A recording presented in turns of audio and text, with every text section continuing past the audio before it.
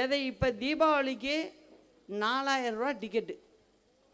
சென்னையிலேருந்து நீங்கள் ஏதாவது ஒரு மாவட்டத்துக்கு போகணும்னா 4000 ரூபாய்க்கு குறைஞ்சி ஒரு ஆளுக்கு பஸ்ஸில் டிக்கெட்டு இல்லை.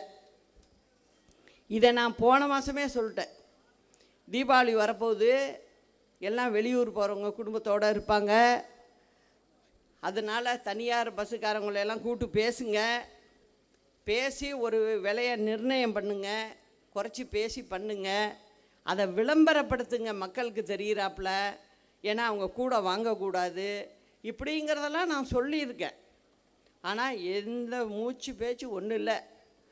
இப்போ பார்த்தீங்கன்னாக்கா கம்ப்யூட்டரில் போய் டிக்கெட்டுக்கு நிற்கும்போது 4000 ரூபா கொடு, 3999 ரூபா கொடு அப்படின்னு சொல்கிறாங்க.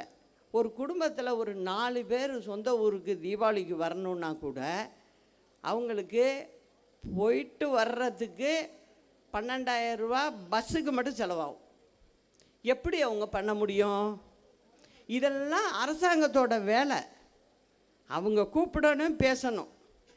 இல்லை, இந்த மாதிரி அரசாங்கம் தமிழ்நாட்டு மக்களுக்கு வேணுமா?